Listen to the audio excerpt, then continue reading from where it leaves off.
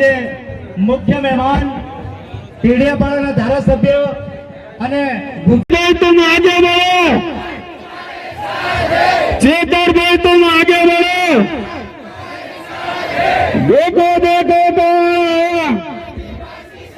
बोलो भारत મહેશભાઈ, રેશુભાઈ, દેવત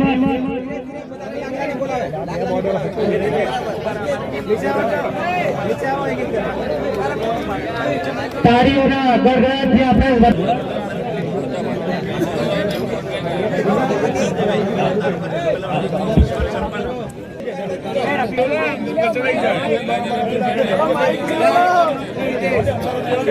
अरे रियान हट, अरे रियान हट।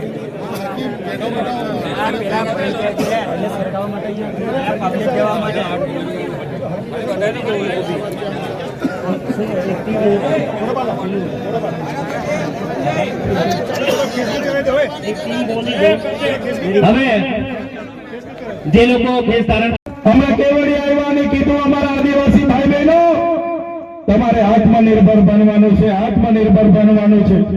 અમારો આદિવાસી સમાજ આદિ અનાદિકાળથી આત્મનિર્ભર છે।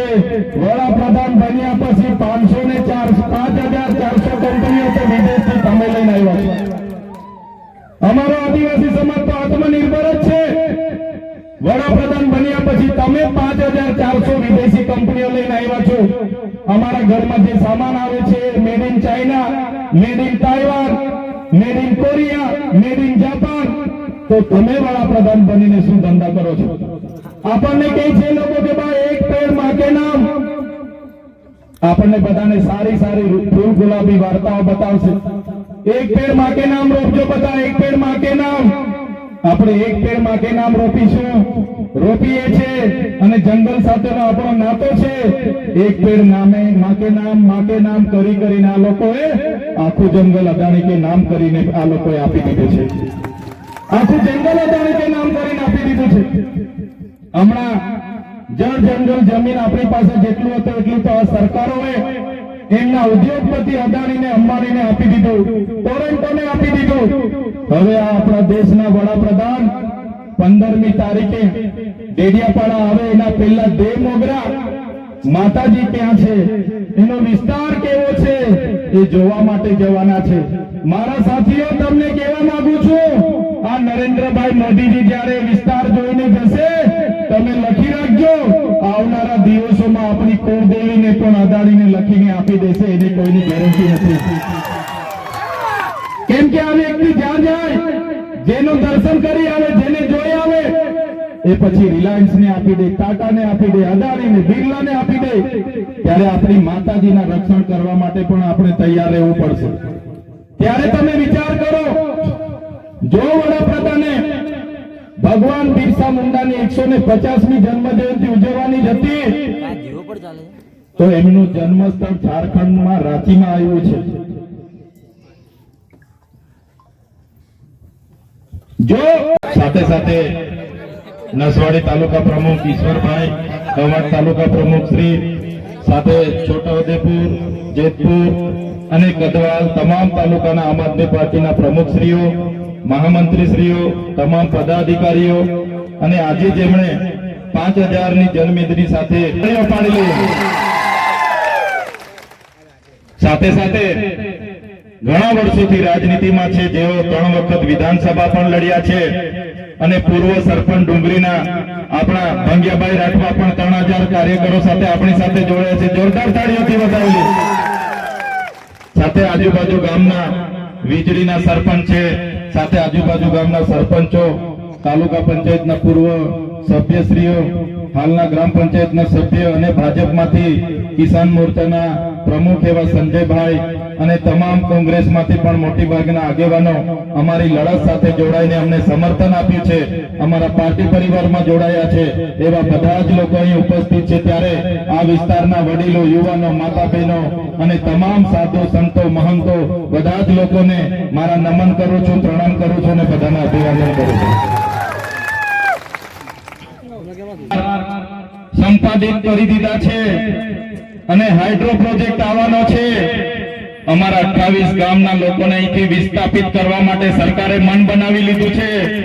કલેક્ટર, એસપી, એમના પ્રાયોજના વહીવટદાર, એમના ડીસીએ, એમનું ખાણ ખનીજ વિભાગ, એમનું જીએમડીસી, જીઆઈડીસી અમારે ત્યાં આવે છે પોલીસને લઈને અને અમારા ગામડા અમારા ખાલી કરાવે છે. ત્યારે 28 ગામના લોકોને કેમ છો તમે 28 ગામના 22 લાખ આદિવાસીઓ પણ છો. કોઈની તાકાત નથી અમારા આદિવાસીઓને અહીંથી ઉઠાડીને બહાર લઈ જશે.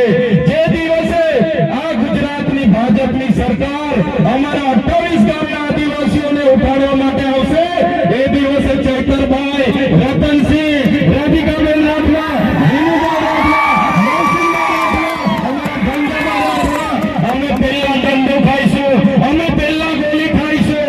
પણ મારા સાથીઓ તમે અમારી સાથે રહેજો.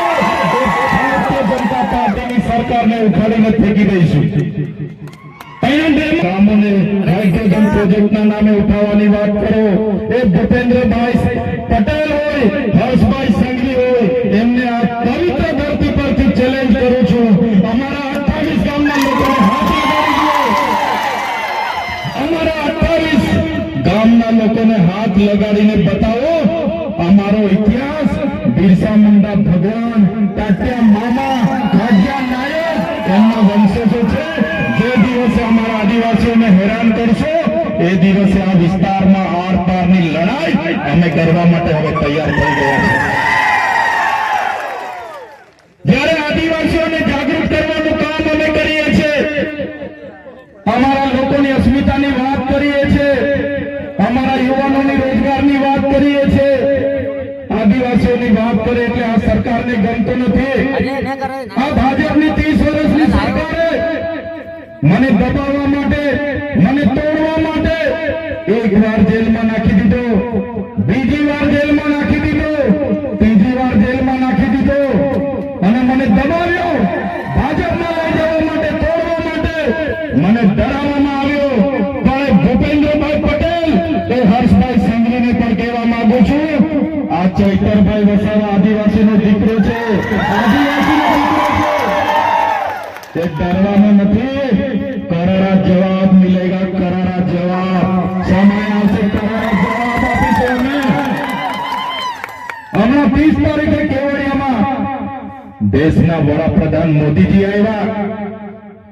31 તારીખે મોદીજીનો એકતા પરેડનો કાર્યક્રમ હતો અને આ લોકો 15 તારીખે ડેડિયાપાડામાં નરેન્દ્રભાઈ મોદીજીને ફરી ચૈતરભાઈ વસાવાની લડતને દબાવવા માટે લઈને આવે છે.